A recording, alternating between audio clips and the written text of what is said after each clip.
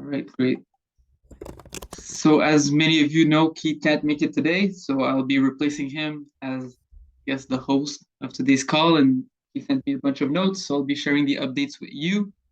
Summit, as you mentioned, there's some new faces, some familiar faces, so maybe we could go around and introduce ourselves. I guess I'll start. I'll start. I'm Phil, based in the UK now in Bristol. I've been contributing to Republic for a few months now, I think since March, and discussing with Keith on pretty much on a daily basis about everything related to Republic. And I'm a data dignity geek. I'm interested in finally having control over personal data, over data, interpersonal data, label it however you want. So that's me. I'll pass the mic to, I guess, the second person who joined the call, which is Crystal. Go ahead. Hi everyone, I'm Crystal. I'm one of the core builders at JournoDAO, based in Colorado. I'm also a student. I spend most of my time on campus in academics too. I've been in blockchain professionally since 2017, background in journalism, and just here to hang out and listen.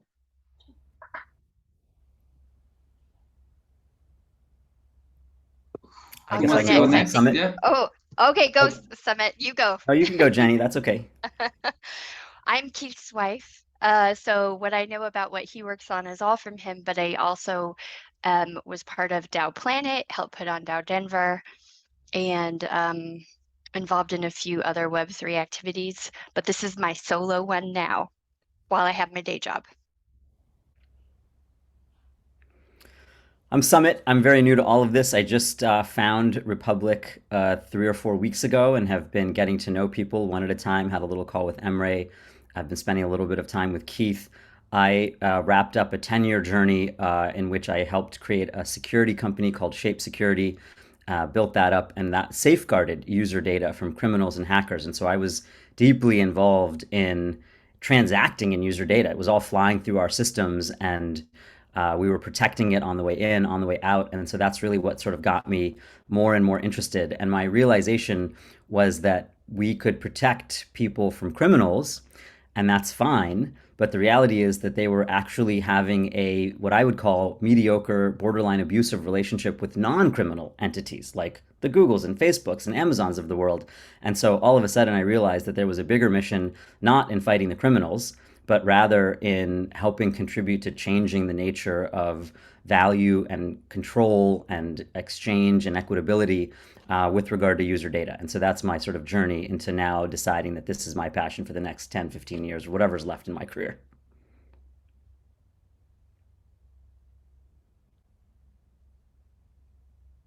Thanks, Summit. My name is Corey. I live in Oregon. I am Keith's brother-in-law.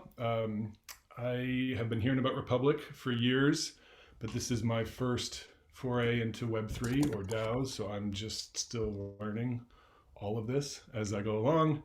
I'm a public interest attorney for my day job, but happily getting more and more into data privacy. Emery, I'll pass it to you. Oh, can you guys hear me? Yes. Hey. My name is Emre. I contribute at the Data Union DAO. We have infrastructure for data unions, and I'm helping in socials and community building.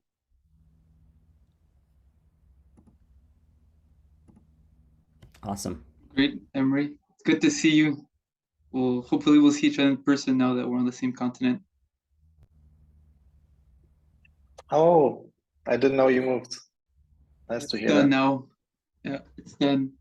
So I'll share the updates with you. We can start with that, and after we can discuss some of the elements that Keith wanted us to discuss. So as I mentioned before some of you joined, Keith pushed out a new version of the iOS app. So if you have an iPhone, you can download the new version of Republic and test out the new features. There's a bunch of bugs that have been figured out, so that's nice. It's actually, I don't know, I've been testing it for quite some time, but it's nice to see that there's been an update and a bunch of bugs that have been fixed. So I invite you all to go and try it out. Does anyone here who uses an iPhone? Does anyone have the iPhone app? I do. Oh, nice. Okay. So we're looking forward to having some feedback from you. Also, this week, Keith presented Republic at the Ocean Town Hall. So increasing awareness about our project. So that's great.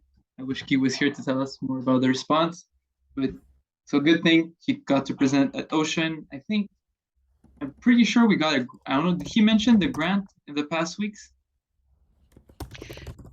From I think he Ocean? found out after our last town hall, right? Okay. Or did Yeah, got so a the grant? Republic got selected for a grant at Ocean. So it's a small grant that we're going to be receiving to integrate some features with Ocean. Next That's great. thing that's exciting. It's fun to get some grants. It's always cool getting some recognition from the ecosystem. What else? Yeah, he also told me he had a call with, I don't know if it's a company, well, an organization called Whedon Kennedy about a potential pilot on learn to earn modules, and with the idea of this learn to earn module being like the future of advertising. So some sort of experiment with them. And he Oh, sent me wow. the link. Yeah, Weeden Kennedy is a really big ad agency, one of the most important in the world, you know, Nike and Apple. Yeah, that's huge. that's cool. I didn't realize that, so that's good to know. He sent me wk.com. Hmm. Yeah, so that's cool. What else? Hey, I'm the new guy, so maybe I can ask a dumb new guy question. Is there an overview document? I've read a lot of what is in the Discord channel and what's on the webpage, and I've downloaded the app. Is there, let's just say, a three-page document that says this is what this app is going to do in the short, medium, and long term, where long term is like a year to 2 years, not like 5 or 10 years? Because sometimes Keith puts these questions in the Discord, and some of you may have noticed. My question is always, well, we could go A, B, C, or Keith could go A, B, or C. So in terms of offering an opinion, in order to form an opinion, we need to know what the end goal is. Like, what's the Z? Then we can sort of figure out whether it's A or A prime or B prime is the kind of right direction. So I consistently find myself not quite being sure where the whole project is going. And I don't know if everybody else has that context or if that's just emerging and evolving. So just wanted to throw that out there, something I would certainly find helpful and would be willing to help make if it doesn't exist. So it does at the moment it does not exist, but I think I agree with you. That's something Emre and I both discussed in the contribute channel of the Discord server. I think that's something that would be useful just to have some sort of North Star for everyone to kind of know where we're going. So that would be useful. I agree with you. I think that's something we need. Just taking notes of what you mentioned. So yeah, Summit, will you see it like a 2-pager, 3-pager kind of PDF intro document to what Republic is and what the vision is? Yeah, that's what I would find helpful. Yeah. Great.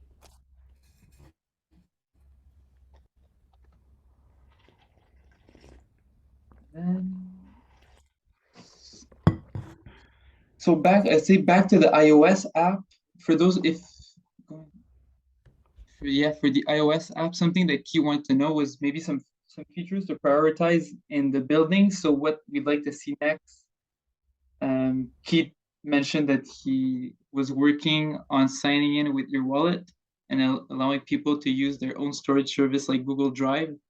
That's a discussion that's been in the summit. You were a bit more involved in that discussion on Discord. I wasn't really involved too much. So from what I understand, at some point, if you just store that data on your phone, you're just going to run out of data because it'll be so much storage. I mean, it'll be taking up so much space. Is that the issue? That's what Keith said in the channel, that it's slowly growing in volume and that it would be helpful to offload that. Yeah, he says if Republic is successful, users will have to store a lot of data, which is true. Yeah. If you leave the app open, the database can grow over 1 megabyte per minute. That's, Oh boy, yeah. that might be a different problem than just needing cloud storage. Yeah. I think this goes back to what you all are talking about, that North Star. What's the official end? Where do we want to see this going? And that'll inform all of these decisions. I know I wasn't on the last call, but the call before that was really helpful when we were talking about where Keith was kind of explaining to us, you know, where everything was going, but having that written down and put into a summary would be great. I think that another thing that would be helpful, a meg a minute is a fair amount of data if you leave the app open all the time. We aren't even sure if we can generate sufficient monetization to justify a meg a minute, right? Like at some point, there are non-zero costs to network, compute, and storage, and you've got to beat that rate with your monetization. So again, so a lot of these things, I think it's really hard to know which way to go without knowing, you know, kind of which way we're headed. But cloud storage seems like motherhood and apple pie. Like every one of these apps is going to have cloud storage. So that's not all that controversial.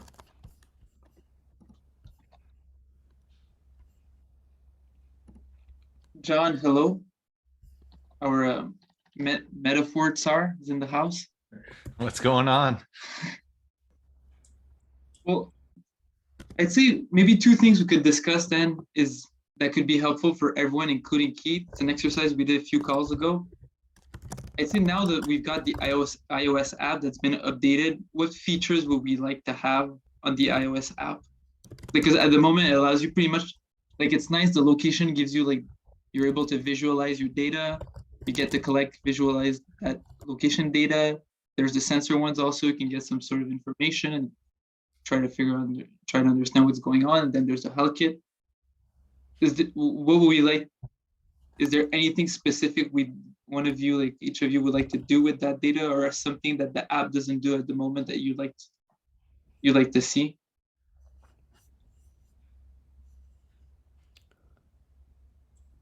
I'm logging in right now. I'd like to see it make money. Yeah. Make me money. Fair enough. Yeah. Hey, I asked this question to Keith also, but do we have a forgot password feature? That's what I'm sitting here messing with. I'm trial and error trying to figure out and remember. With that right now. Yeah, I'm trying to log in, and it's. I thought I knew the password. I have an algorithm, so it's usually pretty easy for me, even with new services. But my algorithm is failing, or I'm failing. Mitz, I think that's some valuable feedback. That may be like a first very useful feature to implement. Yeah, that might be more. It's a higher order bit than cloud storage or even monetization. We can't get in the app. Nothing works. Yeah, I can't get in. I see. Yeah, I tried the only two passwords that I thought would work.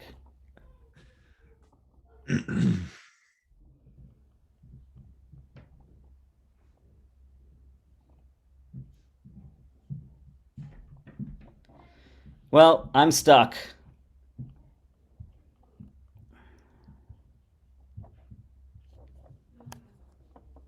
I did this 2 nights ago on the couch, and I remembered my password and I forgot again. Oh, nice. I got it. I made it. Woo. So yes, Samit, that's a very relevant concern. I think that might be on top of the priorities. Forgotten password. It would be useful if people could be able to use the app.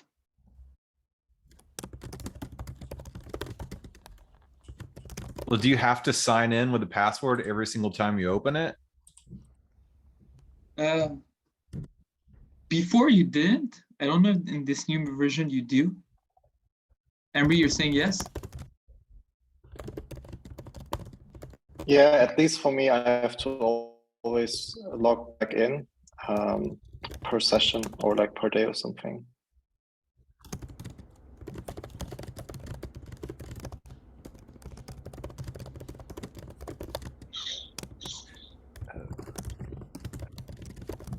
I was in the wrong email address. That's why. All right.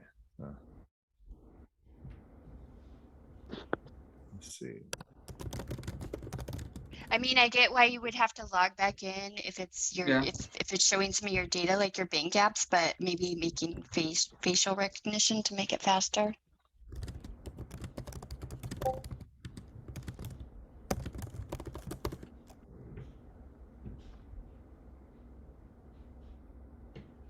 Hey, Spencer. Hey guys, sorry for showing up a bit late here. No worries. Sorry, We're in I the just middle walked of into trying it. to log in and log into Republic individually on our respective phones.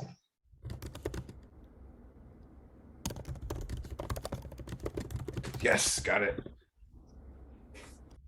But I signed and I allowed for all 3 data collection things, but it doesn't show that anything has been earned.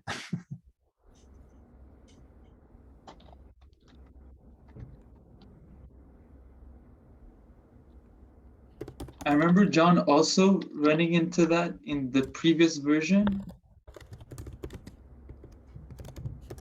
And then I remember while I was testing the app while Key was building, it did show how much I had earned. So we'll see when I open it up.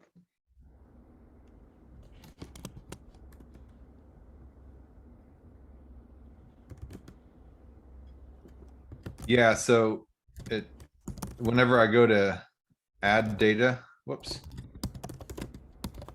And it says it shows them all 3 checked, and then where it says start collecting, it's grayed out, so I can't press on start collecting. Oh, okay. I had this issue too. You have to swipe right, and I told him that I need little arrows on the side or something to know to like swipe right. I'm not swiping. Okay, let's see. Nope, have- swiping doesn't do it. Oh, okay. This was like are you in like the tutorial in the beginning? No, oh no, not the tutorial. I'm actually in the app now. And I click on the little like add data button at the bottom. You And have to then- click, and you have to then- click That's grayed out, the start collecting button. click all the yellow, red, and Oh, I blue see. thing. Alright. Alright, so I had to click on one of those okay, it threw me off because they were all 3 checked. And then I thought that was fine. Okay. So.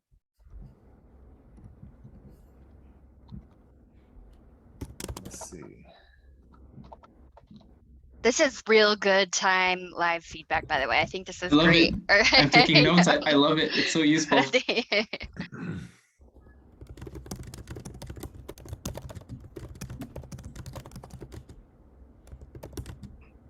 And Jenny, you were saying those intro slides, you didn't know that you had to swipe through them? Yeah, I suggested maybe dots instead of the lines, because when I see dots, I kind of know it's a multiple thing, but the lines didn't. I've done it twice now where I'm like, wait, why isn't it clicking when I'm going through the tutorial? Yeah, I thought I allowed location, but nothing, the screen is blank, so let me see. Let me go back into my settings and make sure I turned on my location.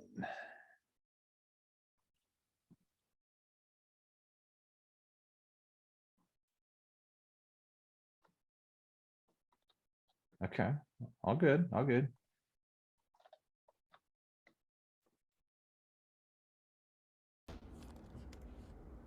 And what was it supposed to say on the screen for the location data? Does it give you a place, like a list of places you've been? Usually, yeah, I know when you click sometimes on it, it'll show you like, you have like blue lines of everywhere you've been and that the app Okay. collected data. All right, well, none of that's pulling up. So anyway, say I wanted to download all this data. Where do I go to do that? You're saying, John, you'd like to download that data on your phone or computer Is or that device? how it works or is supposed to work, or is it go, yeah, to download it like in some format or another, like CSV or or is everything available on some kind of platform dashboard type of thing? it's interesting because I think up to now on the app, there's no feature for downloading your data outside of the app, Okay. from what I remember. And then let's see here. I'm looking at the wallet. So it assigns you automatically a wallet address on the Ethereum blockchain. You need Ethereum wallet to sell data to various buyers. Then I could take my private key and then import it into like a MetaMask wallet, I suppose, correct?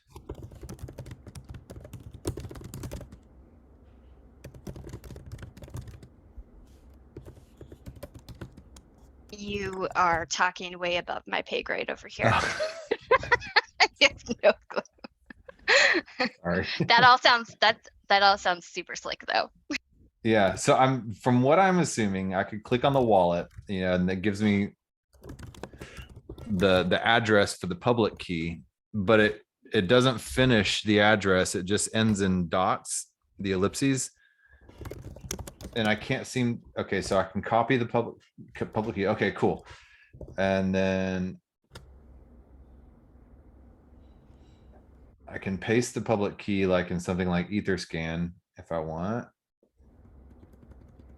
And then I tried to click on copy private key and there's no function to do that. Is that intentional at this point? I think only, I don't know. I think Okay. Keith would know that, John. All right. I think he'll be watching the recording of this call and he'll be. I'm just asking every possible it's question good. I can think of. Like Keith, will send me random things to try out and I pick it to pieces. So.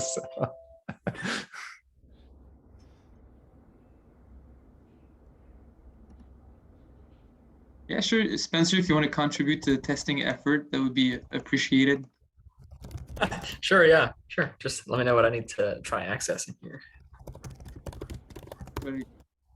Go and download. Do you have Republic on your phone? No, but I can get that. Give it a try. No, and then we want to know the barriers you face. Okay. Download it right now.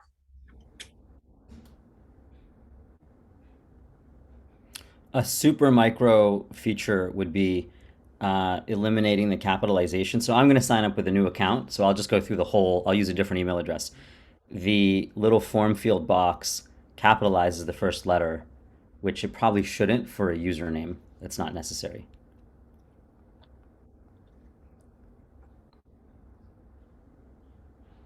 I noticed all that on other apps and it drives me nuts. Same with email address. I'm like, just don't capitalize the first letter of the email address. Yeah, no, I just did the same thing, Summit. I used a new email address to start a new account. And when I left it capitalized, it actually wouldn't let me start the account. But when I uncapitalized it, then it worked. Well, I think that these are like low sophistication problems, but they will, I think, crush usage because people will just abandon ship and never come back. I agree with you, Summit, and it's nice because they're easy to fix. Mm-hmm. I'm completely stuck. For some reason, but I can write a bug report to Keith. I went through the process of checking my email address and then clicking the link that came in, but the blue button that says I've confirmed my email address won't accept my click. So I can't acknowledge that I have confirmed my email address. I'm at the same stuck situation. But I never got the email in the first place. And I don't know why. Did you check spam? Yeah. But I already confirmed this existing email account. But I updated the app and then it locked me out. And then when I re-logged in, it asked me to confirm the email, but I can't go back and I didn't get any email. So maybe a button to send the email again would maybe trigger something. I was just able to confirm my email and I got past the loading for backing up wallet. So now I'm at a page that says choose some data. It says location sensors and health kit. I canceled out and hard closed Republic, and then I was able to go. When I opened Republic back up, it was on the same confirm my email button screen, but then I was able to click the button. So it seems like there's some small bug the first go around.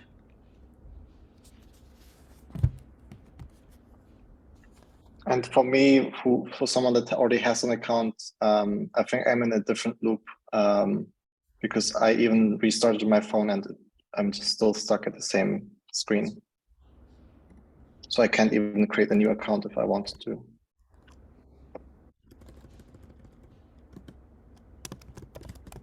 All right, so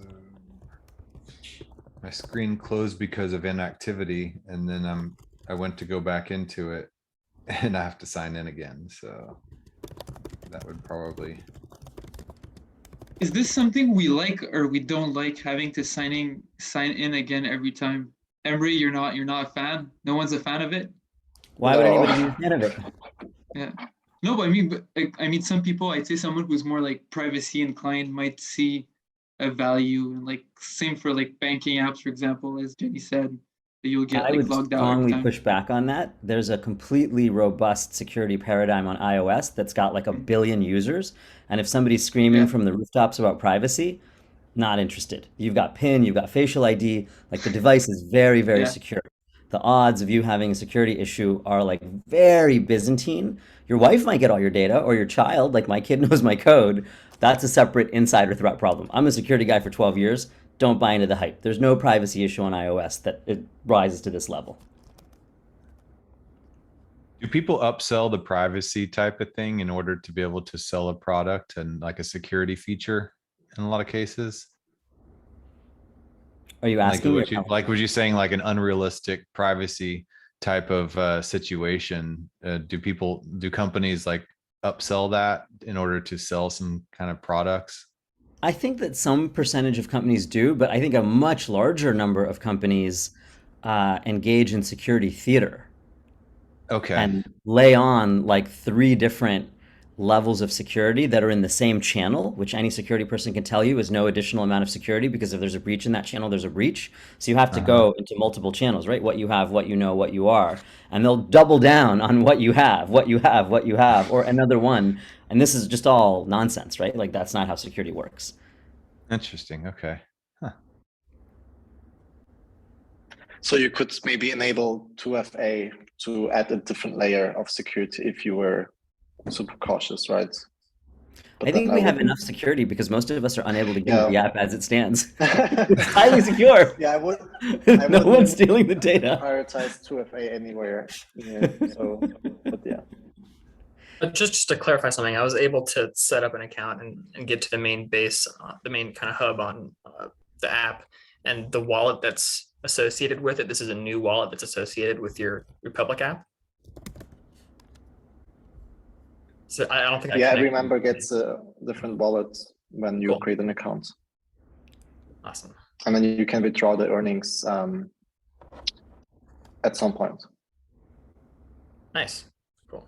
I'm stuck on the syncing memberships page. I guess you can't see it very well. It won't focus. So am But- I. I am too. When I got out of the app and went back in, I got stuck there.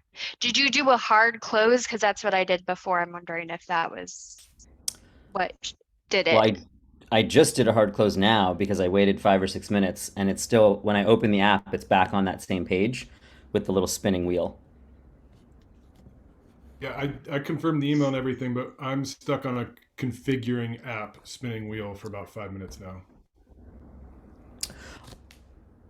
Could I ask a slightly different question? If we think about the first, let's just call it 1,000 users. So I like to think in orders of magnitude. This is 10 to the first, like literally 6 to 10 people that are highly motivated and will get on a call and try something. Then we can go to 10 to the second. We can like each call a friend, put it in a social channel, send out an email. You'll have reasonably motivated friends and family, but if they run into difficulty, they'll give up. And then you have 10 to the third. So it's still very, very modest in the grand scheme of the world, but it's now people that you don't know. You've put it out somewhere publicly and people are going to try it. So as we think about 10 to the third, are those people who are hardcore data and or privacy people who are highly, highly motivated and are very technical, so they can handle wallets, they know what ETH is, they know what the price of ETH is. I'm just giving you like characteristics of these people. Or are they ordinary consumers like college kids who are like, yeah, I will take $5 a month for my data. I will spend 15 minutes doing something if it generates $5 a month.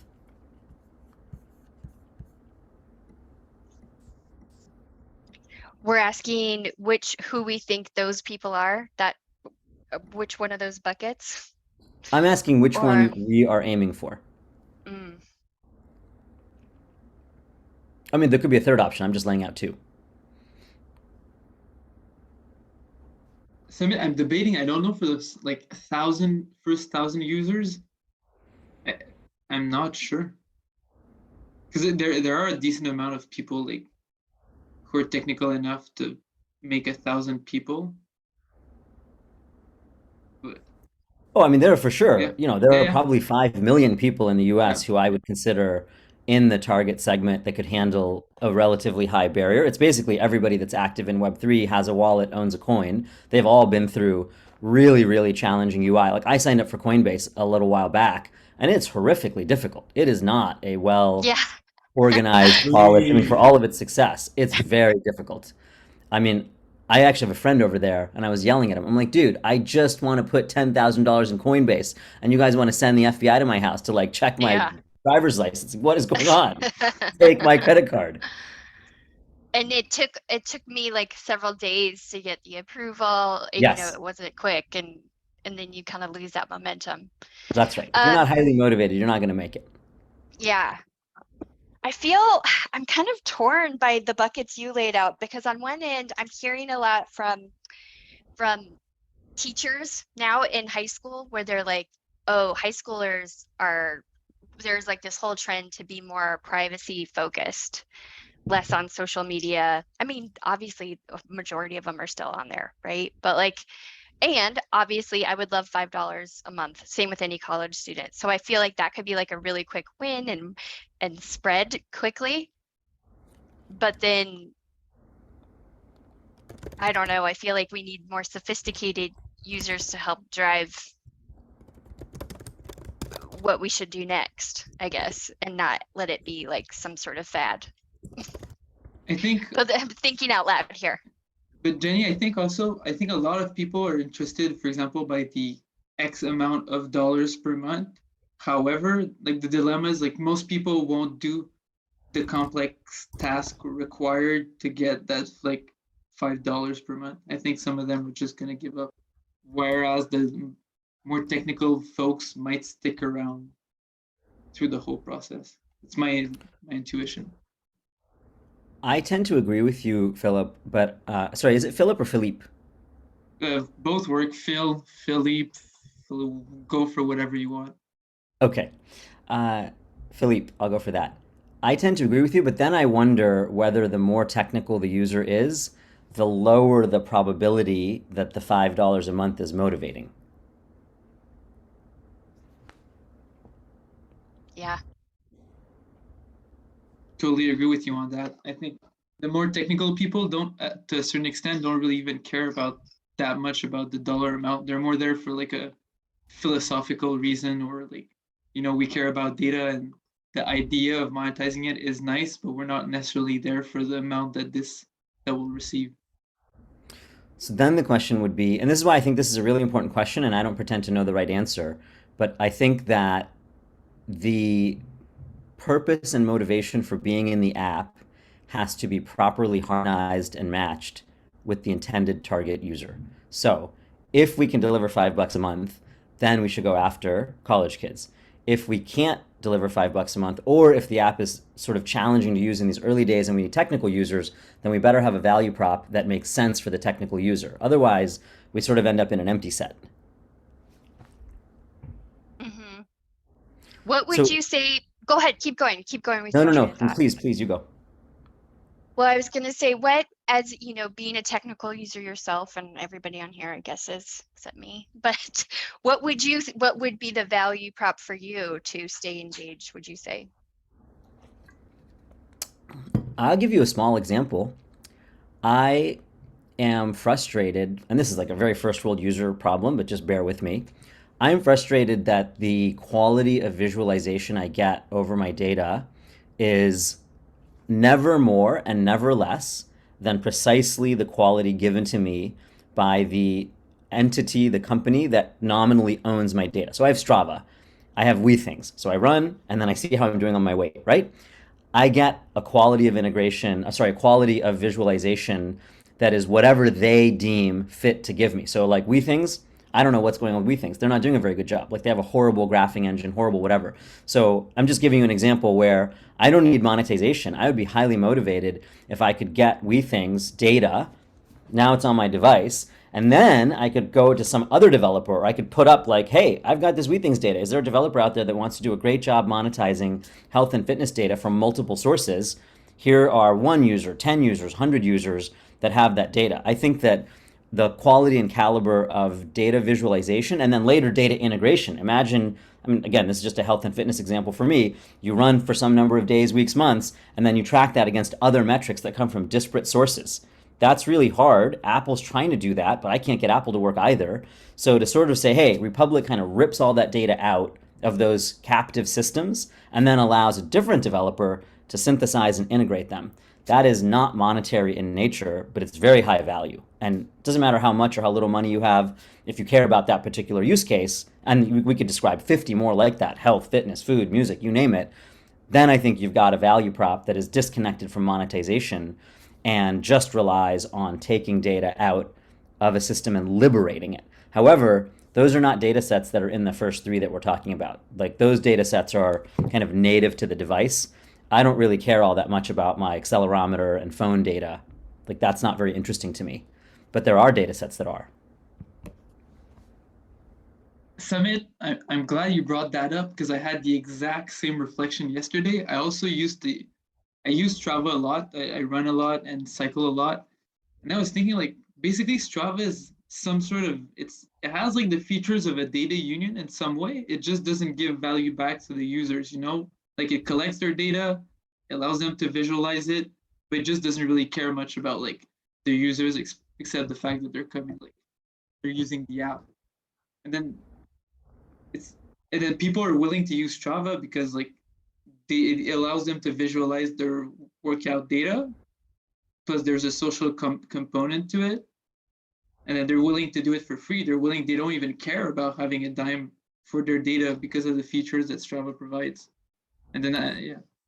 Well, I mean, just to build on what you're saying, Philippe, they pay $9 a month for the privilege of using those features. Yeah. So Strava's done a great job. It is not a screed against Strava. I'm just saying that even as great as Strava is, there's always more. And I guarantee you there are 100, 1,000 passionate developers who are runners, bikers, cyclists like you, whatever, who would be like, yeah, we'll just do something that's 10 times better because it's focused on one particular part of the problem. Or it uses data that doesn't come from Strava. Like Strava can only do what they do with their data. And until they decide to be a data platform where you can upload data to them, which is antithetical to how we think about the problem, we want users to have all that data and then developers can build for users. It just ends up being a really, really great narrow solution. And I am starting to get interested in broader solutions that synthesize data, which by the way, is exactly the journey of enterprises over the last 20 years. Like to me, a consumer in 2022 has as sophisticated a data life as an enterprise did 15 years ago. And so you can almost roll back the clock and just say, what happened in enterprise software? What enabled AI, ML, big data? What enabled all of these amazing optimizations and value creation opportunities in the enterprise? All of those same principles can now apply to individuals. And the very first of those, one of the most foundational and fundamental, is breaking down all the silos, creating a universal message bus, and having all the data in one place, which I feel like is the very, very beginning of the journey that Republic is on. Agreed. And I also think that there are some easy data points that we can bring in that aren't necessarily coming from our phone, but like can be carried over from our phone. So where are we in the world? Like, what is our GPS location? And then what's the weather like? And what's the barometric pressure like? And are we more apt to work out those days? Am I happier that day? Whatever it is, I feel like there's these other data points that we could start bringing in that we don't necessarily, that can correlate with where you are in the world at the time. Which song makes me run faster? What a great point, right? You're talking about mood Exactly. and motivation and media. Right. There's like amazingly powerful data integrations that exist out there. Like no one has built any of these apps ever because it just wasn't the right time in the world. Exactly. Are you guys familiar with Fetch AI? Tell us. Okay, fetch.ai, look that up, and it's an entire system and a platform, and it's on the Cosmos blockchain as well. And the project's about 3 or 4 years old, and it's mainly over in the UK, but it's spreading all over the world. And you download the Fetch app, and the app acts as an autonomous economic agent. And every action you do and everything that you share, all your data from that agent downloaded onto your phone, is paid for by Fetch with the FET token. And each of those AI agents do, and it could be not just your phone, but it could be at the front of a parking garage, it could be on a weather tower or whatever. All these agents independently interact with one another, and they optimize your moves. So say you're going in a parking garage, those agents will talk to your phone and they'll say, well, this one's full, we suggest you go to this other one over here. And if you go and you follow the maneuvers that are suggested to you, you'll earn the FET token. But if you don't, then you don't earn the FET token. And so, it's kind of incentivized that way. Or, it'll reroute you, or it'll give you a hotel room. It'll find a hotel room based upon your travel instructions. If your plane was delayed, it'll reroute a type of travel instruction for you. So in real time, all these agents are interacting with each other and giving you up-to-date information and rerouting your preferences and stuff like that. So yeah, and Sumit says it's kind of like a Black Mirror episode. Yeah, and it is very much so. There's a lot of corporate funding behind it. Bosch, for instance, the World Economic Forum.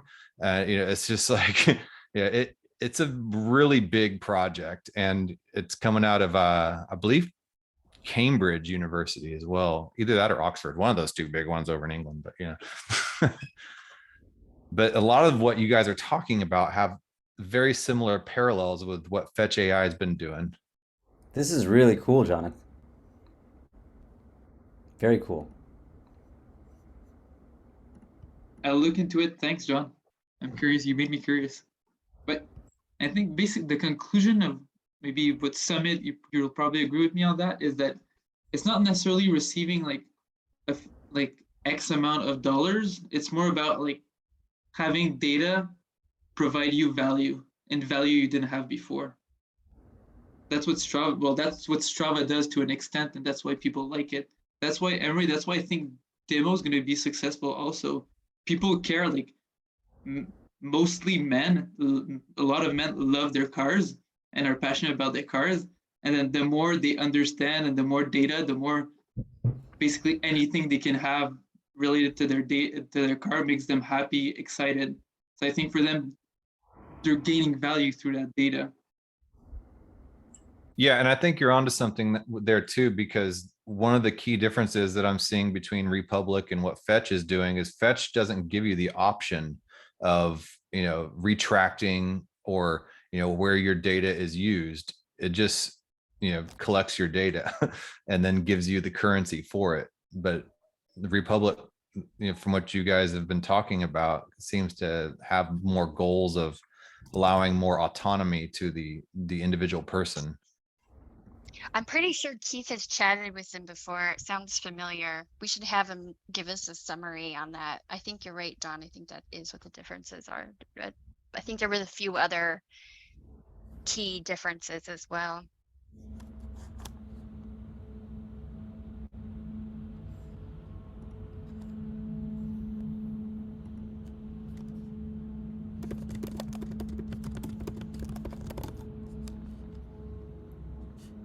taking So notes. It's what would you? it's a valuable call. Go ahead, Jenny. I was just gonna say that this is all valuable insight. Oh, good. I Summit. What would you say? I like the idea of bringing, other developers building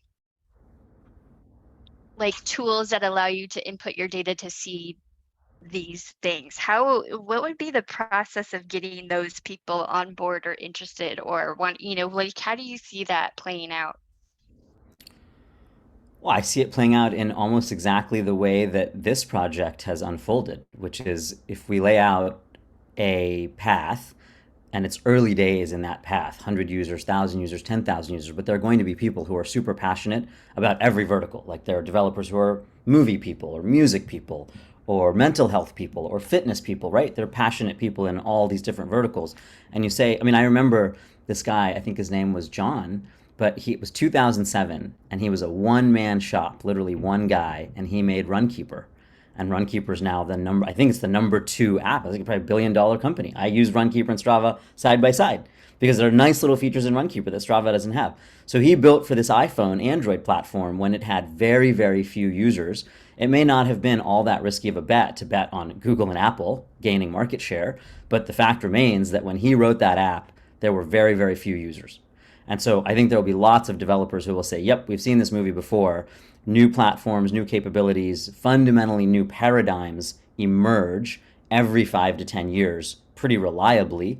And the early adopters of those new platforms, the people who exploit the new capabilities, can be very successful. And so we're willing to buy into the idea that as user data becomes truly an asset that users control, that we want to be early developers. So I think that might be a long-winded answer, Jenny, to your question. I think it would be small and organic, and maybe we would sort of try to focus on a couple of specific use cases. I think I read an analysis once by the government. If you just break apart a human's life into major verticals, there are only like 27 verticals. Like it's a very, very small number of verticals that can basically account for your entire day, like travel, fitness, food, media, work. Like those are the big ticket categories. But if we just said, hey, we want to focus on fitness, I'm just saying this hypothetically for a minute, and we want to go help our 100 or our 1,000 users get 3 different flavors of fitness and health data that are now available, then we would have to come up with a model. What does it mean for that data to be available to developers? Is the data being taken off device and sent to the developer? That's very Web 2y. Is there a paradigm where the developer can write an app knowing what the data structures are? Because I uploaded, for example, a sample of what the files are from Strava into the Discord channel. I have the raw data. We could publish all of that. So now people know what that data set looks like, and the developer can then write a program, like a web app, against that data set.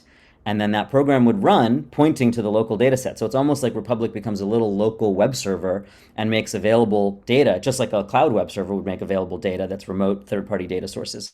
And in that fashion, you, the user, can get an app, a web app from a developer, which points to your local data store. And let's just take the simplest of all examples, performs a superior superior visualization. And then later, integration. And then later, whatever else the developers and the users can come up with. So I think that we could probably get one lap around that track just manually. Like literally put it out on Twitter, put it out on Discord, say, we're looking for one developer who's super passionate about health and fitness. We're going to give you 100 users who have their Strava, their WeThings, and their Runkeeper data. And we want to work with you to create a future fitness app. I'm making all this up for the sake of discussion, obviously.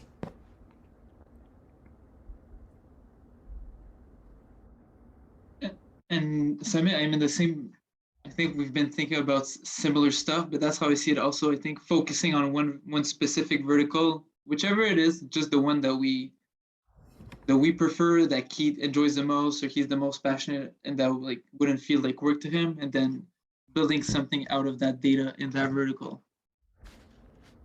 Yeah, I think that it doesn't matter which vertical. Like every vertical is as good as the next. Commerce, travel, fitness, health, medical, social, media and entertainment. They're all good. I'll give you a stupidly simple example that I've been thinking about a lot. I pay, $15 a month for each of like 9 channels. It feels like back into the 1970s or 80s when cable was unbundled. So I have my Apple TV, I have my Netflix, I have Hulu, I have Disney Plus, I have Paramount, I have Peacock. It's overwhelming, right? It's terrible. It's not actually that great as a user. Every time my wife and I want to watch something, there's this whole dance of like, Google, where does this show exist? Like, which service is it on? But the really big problem is not the difficulty of searching for a show, because that ultimately works deterministically and it takes an extra 3 minutes and we find the show. The really big problem is this. The majority of watching that we've done in the last 10 years has been on Netflix. So when we go to Netflix, they do an awesome job of surfacing out of 100,000 potential TV shows and movies recommendations for what we should watch. When we switch over to Hulu, it's like an empty wasteland. They're just showing us like the top 5 shows of the week. They have no watching data because we've only recently subscribed to Hulu. We only recently subscribed to Disney Plus. So one really, really simple, again, very first worldy example is an app that would download all of your data out of Netflix, all of your watching data, all of your historical data, and then make that available to Hulu, Peacock, Paramount, Disney Plus, and all the others. You can bet that they would like chop off their little pinky to get access to the Netflix watching data, and they can't get it any other way in the whole wide world because they would be sued out of existence or they'd be in a giant lawsuit other than through the hands of the user, because by law, by principle, by morality, it belongs to the user. Mic drop. Mic drop. So look, Love I could that. get frothy in the mouth on every one of these examples. There's so many. And even though they're Yeah. first worldy and toyish right now, they get the sort of flywheel turning. And then you get the community coming up with brilliant ideas that solve the needs of specific communities that aren't just us, 7 people on this call. How does Republic relate to this? I mean, Keith is not here, but would Republic be then looking for developer to build that, or would we together with Republic set something new up? Because like, yeah. Well, I don't pretend to know the right answer to that. I just, as I spend time, I think about what needs to happen. I think that a lot of the talk in the data union and user data space is all about monetization. And there are 10, 20, 30, 40, 50, 100 million people. Let's just use the US for a minute, even though this is already an international call, but whatever. In any given country, there's some number, percentage of the population that do care about that. But that to me is only one application of user data, and it is not the one that furthers humanity. Like, great, I want everybody to get paid the maximum that their data can generate. If that's $50 a month, if that's $500 a month, whatever it may be. But let's just pretend that that magically happens. It won't actually change the world. It'll just give a little bit more of a fair share to people, which is a very worthy cause. The thing that will change the world is when everybody gets the benefit of apps that are built on their cross-platform data, like their multi-vertical data from all these different sources.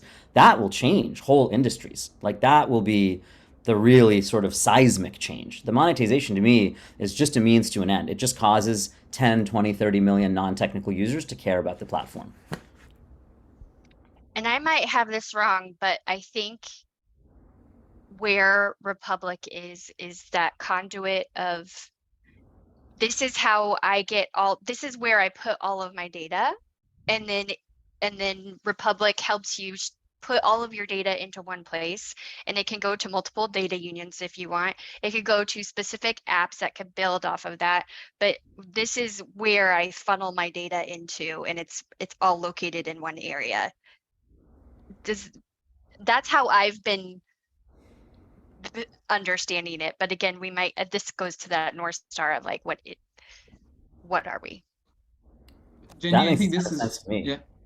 This is close to I think this is very close to Keith's vision also, like in the past calls where we asked him to by Spencer to maybe to elaborate his vision more. That's what he had in mind, some sort of integration with other either unions or products that also interact with data, and then Republic being that sort of hub in between all of that. Because there needs to be one place, otherwise we're going back to what Summit was talking about, where it's like, okay, this data lives with Apple, this data lives with Google, this data, we need it all centralized into one place, and it's all sitting together. And we can turn faucets on to data unions, and we can turn faucets on to different apps and developers.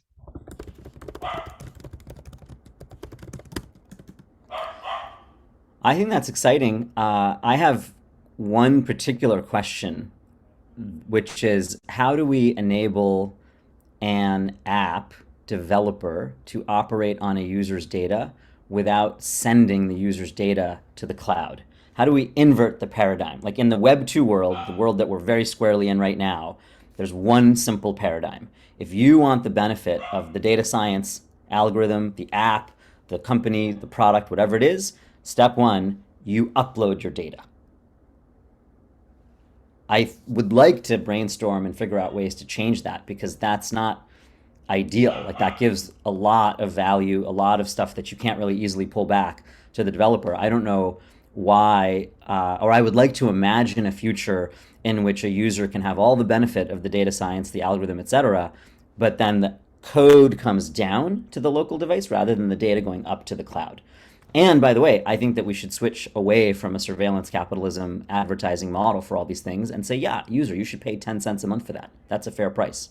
Mm-hmm. Agree You know, with you. there, I know we're over time, but there's that one, I can't remember what it's called. I have to look it up, but I know that Klima was using it. A few data scientists from Klima were using it, where you connect your wallet and then it spit out information for you. So someone built the logic, like let's say an Excel spreadsheet with all the logic in it, and then you connect your wallet and then it gave you the graphs and the information and what you were making month over month and day over day or whatever. Does that ring a bell to anybody? I don't even know how that would work with your data, but what I liked is that site didn't get your information. You know, it kind of like pasted it on whatever information was in your wallet, if that makes sense. Summit, what you've been discussing, there's that idea of edge computing that I don't really understand, but that is pretty much what you were describing. So edge computing seems to basically do all the work on your device instead of pulling that data into a database somewhere. And then I've heard about there's also privacy enhancing technologies that allow you to do a similar task as the one you were describing, but I'm familiar with the ideas, but not familiar with the technical work, like the technical stuff behind, so I can't really explain it, but I could easily point you to papers where people have developed methods to actually do the computing on your device. I think that'd be awesome. Anyway, listen, I mean, those are just the questions and ideas that I have in my head. I go back to wondering what our North Star for Republic needs to be. So I was just throwing out, I just wanted to, and let me bring it back to the early part of the conversation. If we want, let's just use high schoolers or college kids as an example of users who are highly motivated by $5 a month, but may not be super technical. That's fine. We can impedance match ease of use and usability with $5 a month as the value prop, and you can go get 1,000, 5,000, 10,000 users. If you want it to be a non-financially driven app, then you need a value prop for the data. And so I was throwing out some ideas for what value props could look like. So I don't know which of those is the right one. Certainly don't pretend to know the right answer, but I do believe strongly that we just need to harmonize who the users are with the correct value prop. So you can think of it as three things. The axes are consumer grade, easy to use, that's axis 1. Then it would be monetization at a low level, that's axis 2. And then the target audience would be just general consumers that are motivated by my money, whether that's students or high schoolers or whomever, anybody that wants $5 a month. The second way to think about it would be it could be harder to use, more technologically sophisticated. That's the first axis. It's going after technical users, and then the value prop has got to be something other than money. So that's how I split these things out in my head. I think Keith is probably more interested by group number 2. Well, that's really interesting because everything I've ever heard in my 3 weeks as a noob in Republic has been about how much money you get by uploading your data. Mm-hmm. And I don't say that critically. I just mean like just an observation as a new guy.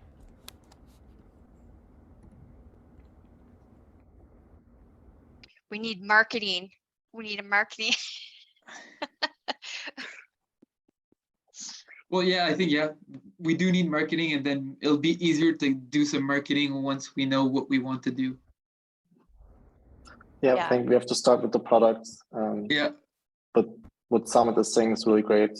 And I think one of the reasons why it's all about data monetization is because of the infrastructure, and then it's heavily based on that premise.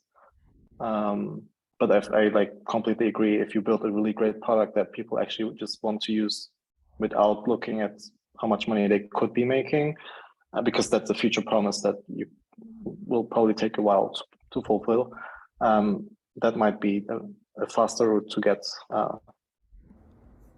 to somewhere.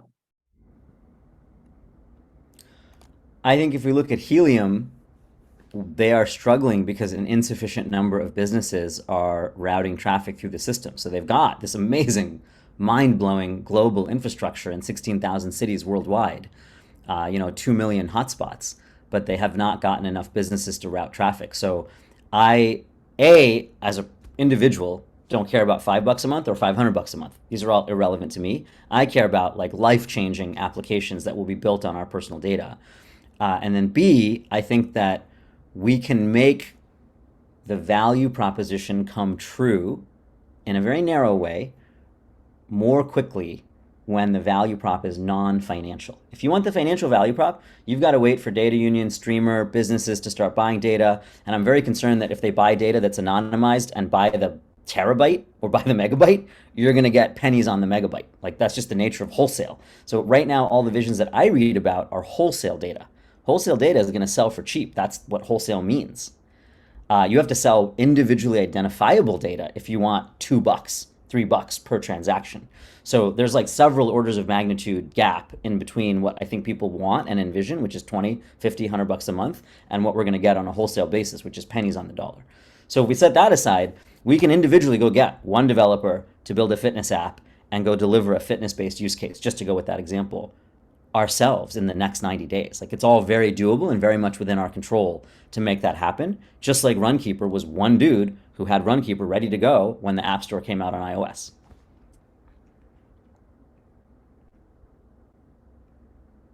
Well, guys, we're over time, but I think we have a lot of stuff to think about. So today was a very useful call.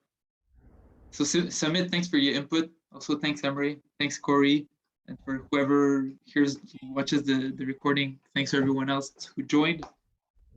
So see you guys next week. Have a good weekend. Thank you. All. Bye. Bye all. Bye-bye.